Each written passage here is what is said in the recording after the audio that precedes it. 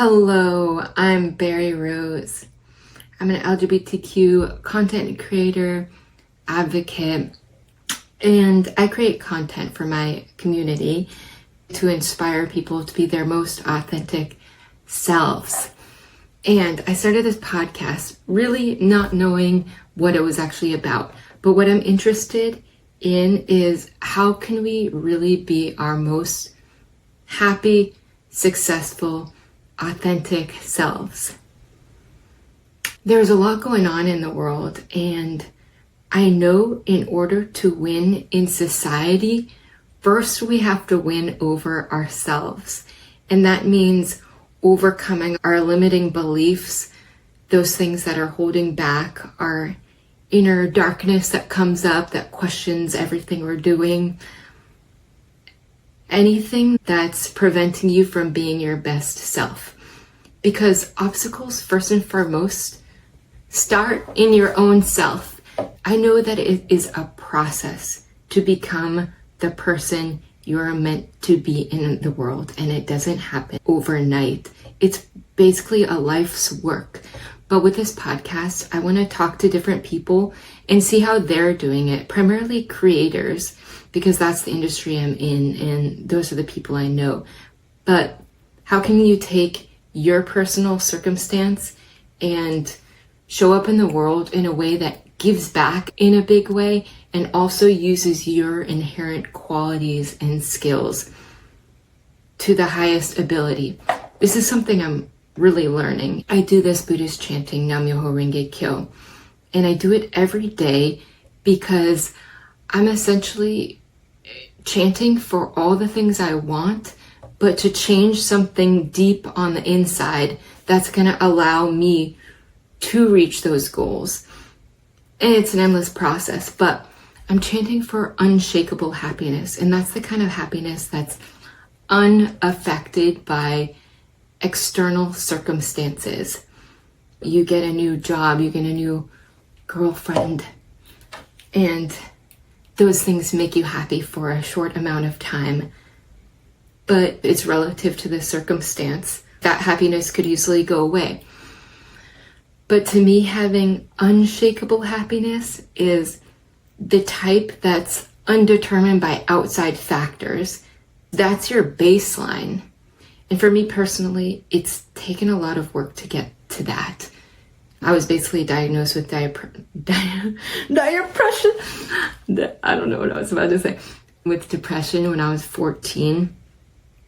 And since then, at certain phases in life more than others, I've had these extreme emotions. And I keep talking about this in this podcast because I'm doing this therapy each week, which I am actually going to interview the healer I'm working with, because that's going to be very powerful and helpful for people. But as you strive higher, like as I strive for this indestructible happiness, my deepest, darkest shit is coming to the surface. And I have to excavate that stuff in order to get to the gold. So it's about facing these things head on. And if I can do it, I know anyone can do it. I've had these crazy extremes that I don't wish upon anyone.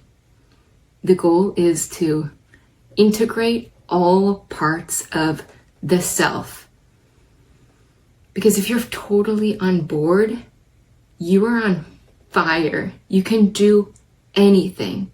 But I think the issue is our insides have split into different, or that's just the case for me at least. I've had these internal splits. I'm not always on board with things because there's parts of me that are resistant. But this week in my session, we did this thing called parts work.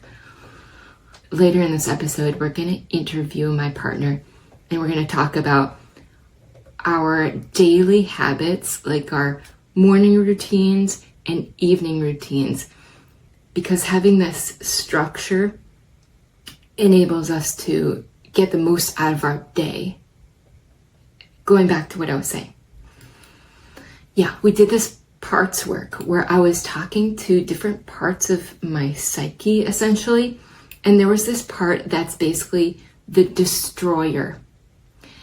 Because I don't know if you've listened to previous episodes, but in previous episodes, I've had this habit of I've had like crying bouts right before I'm about to film. And it's very inconvenient. It's like I'm trying to do this thing and suddenly something comes up that makes me emotional.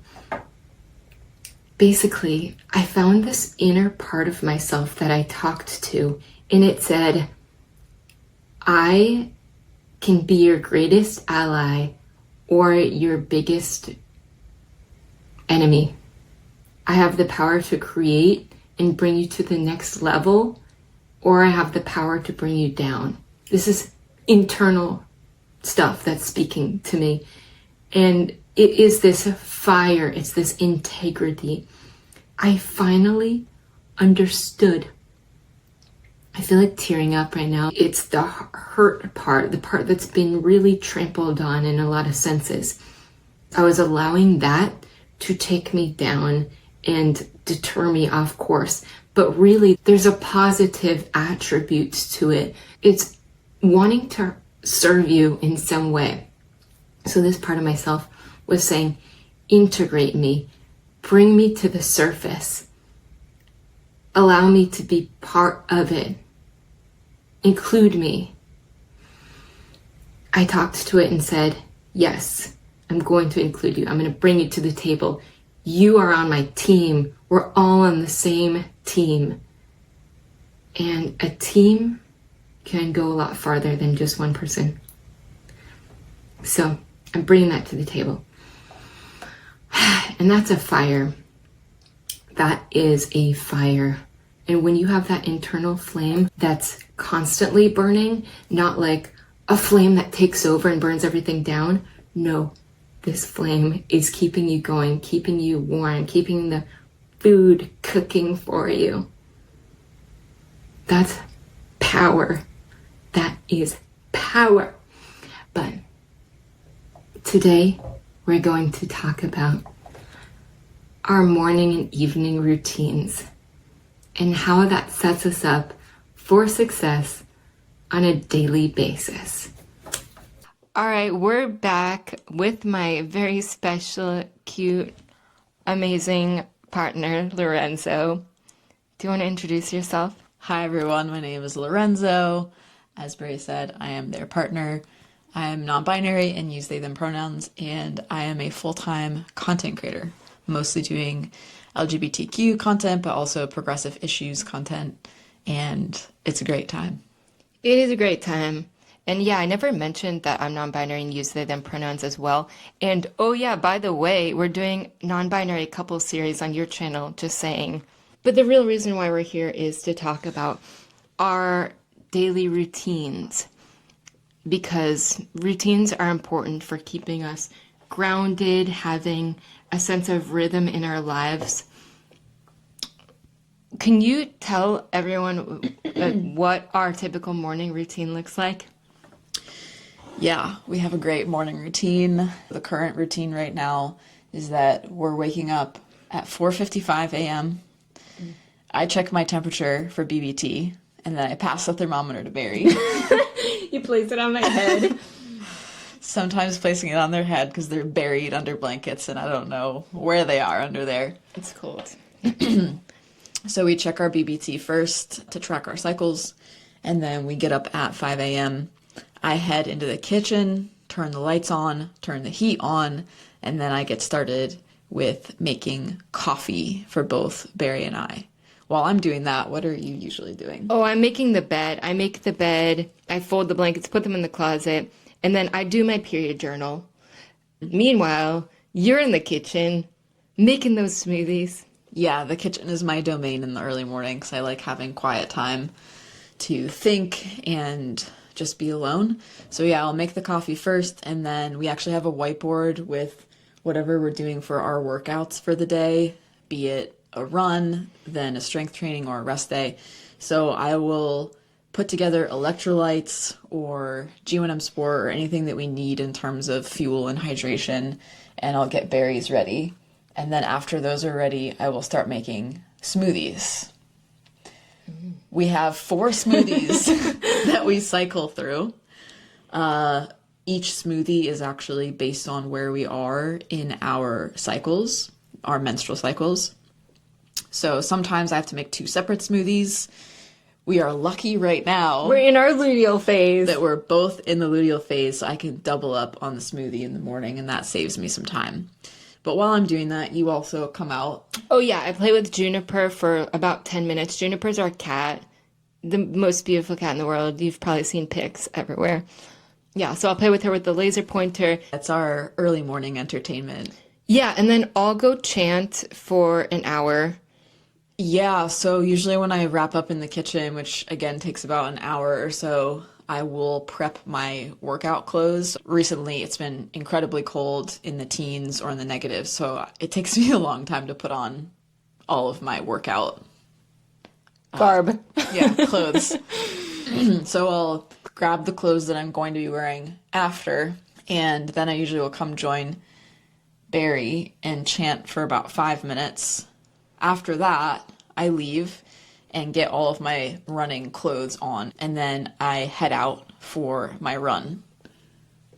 What are you doing? Yeah, after I finish chanting, I go run as well.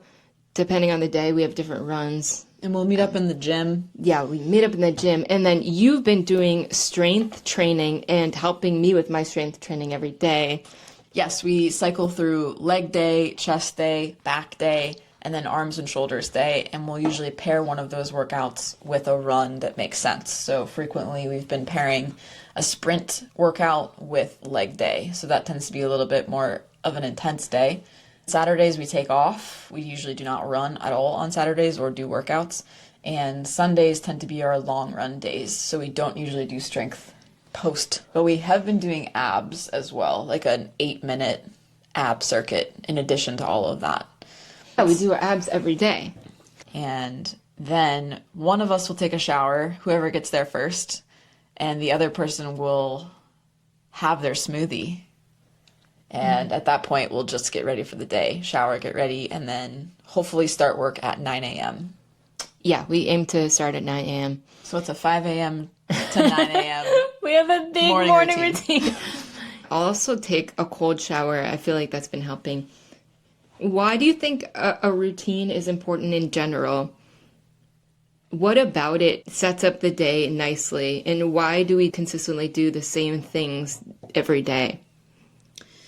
I think that it's taken time for us to find a routine that works for us, too, and sharing responsibilities. So I know what I can depend on Barry to take care of, and they know what I can do. Right. I mean, it's one thing to have a routine that's a singular person doing it, and then it's another thing to find something that complements 2 people living in a household together, working with each other.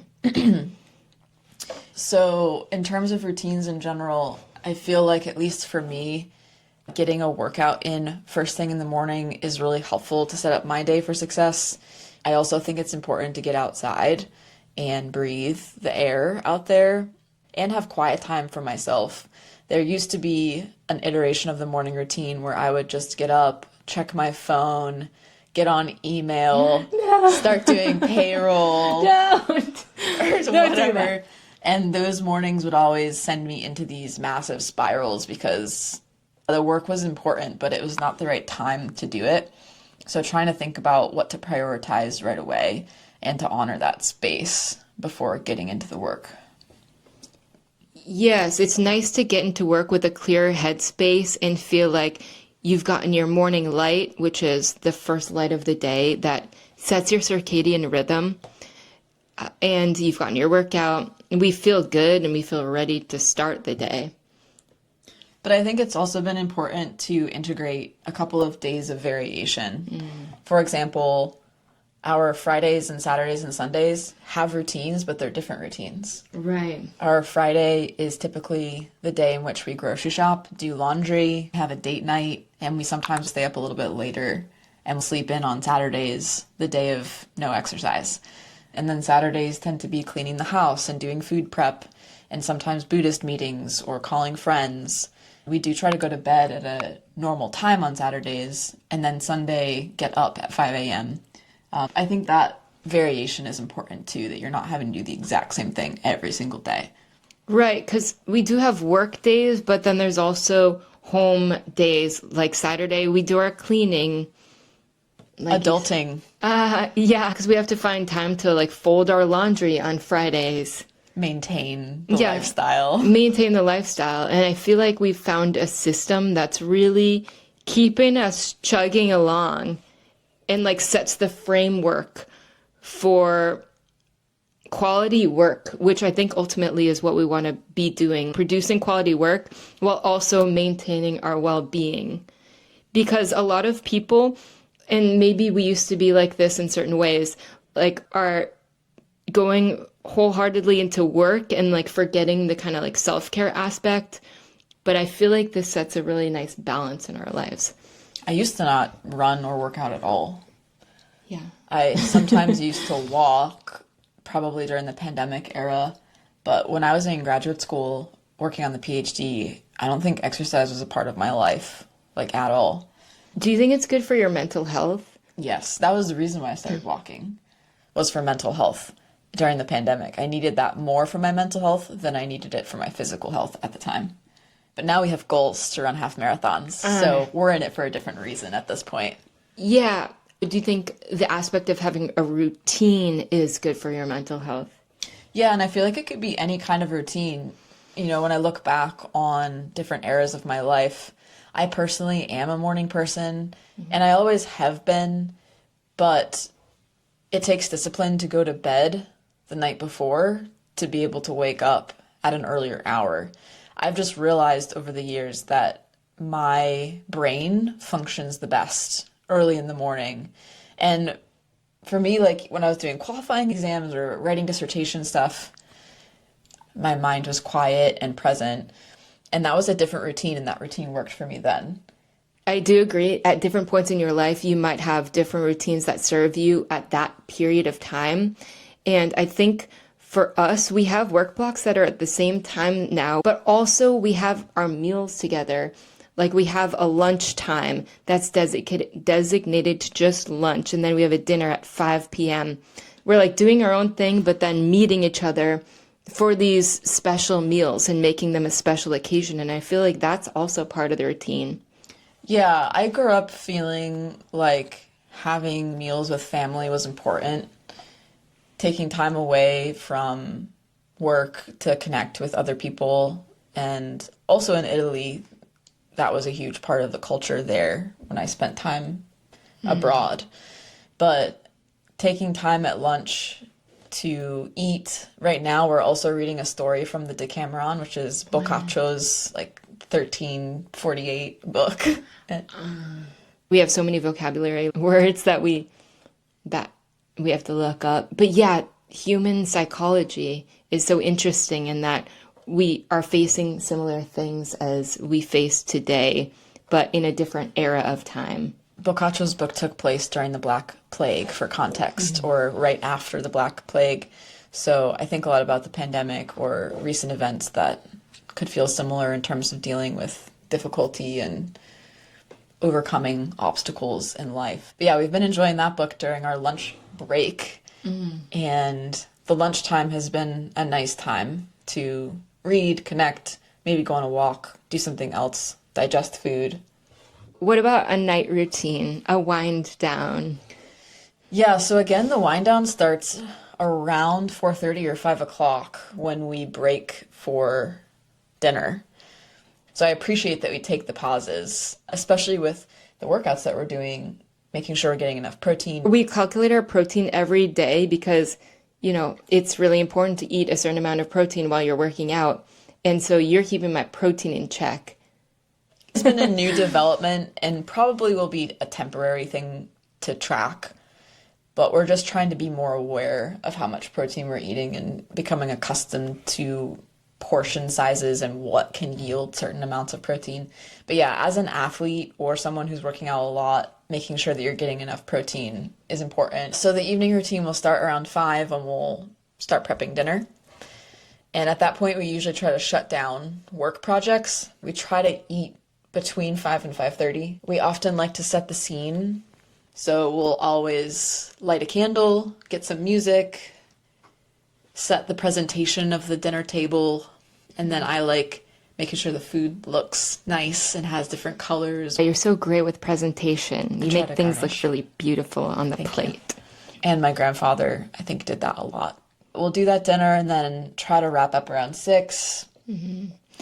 Yeah, I'll play that music during dinner. I'll pick the tunes, which is kind of jazz. It's generally like Chet Baker or some kind of like calm, relaxing, sensual vibes. Yeah, we're not trying to have a party. No party. But usually relaxing music. We'll talk about the day, connect with each other a little bit. Juniper is always getting into mischief at this time, scavenging in the kitchen. So we sometimes have to deal with that. But yeah, then let's see. This is where our evening routines diverge a little bit again. So usually for me at this point, this is my time where I can go on social media a little bit or watch YouTube videos that I've been waiting to watch, plan the day for the next day. And if I haven't taken my supplements yet, I do that then. And then in the kitchen, there are some wind down things we try to do in the kitchen. I'll clean the kitchen, then I'll prep Juniper's food for the morning because we have this electronic dispenser. I eat oats in the morning. I'll prep those, make us some tea. Every night we have tea. I'm not a big tea person, But I make you it. Barry practically force feeds me this tea. You drink it. Sometimes I'll have it the next morning, actually. Okay. It's Is often peppermint tea, and I might have it right when I wake up in the morning if I haven't had it the night before. But yeah, so kitchen wind down, trying to make sure the kitchen is looking nice for the next morning. Sometimes I'll take a bath, not often though. And then I just kind of get into my pajamas and get into bed and wait for Barry, whose evening routine is much more complex and complicated. I'll just do evening gongyo. I'll chant. It's this ritual part of my Buddhist practice. Then I'll brush my teeth, wash my face. Then we'll just get into bed and like watch Friends. Well, Barry does stretching. I'll stretch. I have my whole stretch things. I'll usually be sitting in bed and Juniper finds me and starts to make muffins on the bed. She loves to make muffins at night. Yeah, and then she'll lay down. So we're both sitting in bed waiting for Barry to finish stretching. And then we usually watch between 5 minutes and 30 minutes of Friends right now. Yeah, we're big into Friends. We're going through all the 2000s sitcoms. Anyway, now we're on Friends. We're on like season 4. That's pretty much our wind down. We have rules around the show that we watch, though, and how long we're allowed to watch. Because we don't want to watch anything that's going to work us up, like a drama. We've established this rule because there have been mishaps in the past where we've had struggles falling asleep. So we try to preserve that time for comedy, for humor, for lighthearted TV, and then we'll watch more of those serious shows or movies during the afternoon on a weekend. So yeah, we'll usually set a timer on our TV, and depending on what time we're getting in bed, that will determine how many minutes of television we can watch together. And we try to have lights out at 8, sometimes 8:30. Yeah. We're really exposing the truth. Our deepest secrets. It has not always been that way. Yeah, and it fluctuates. We're not like, we don't do everything exactly the same every day. But we do try not to deviate too much because circadian rhythms are very sensitive. So if you're having your routines a little bit all over the place, more than a half hour or an hour can really mess up your ability to sleep well. And Barry and I, probably in the last year or two, have really been trying to prioritize quality of sleep. And for us, we want usually between 8 and 8.5 hours. Yeah, we should do another episode on sleep for sure, because we're deep into sleep. I mean, we track it on our watches every day. But yeah, that also helps with our mental health and our well-being. Yeah. So yeah, all in all, these routines really serve us. And I hope that you have a routine that serves you and maybe can take some inspo from this. Thank you for joining me, my Lorenzo. And Thanks for having me. they'll be back on episodes in the future. Yay. Thank you.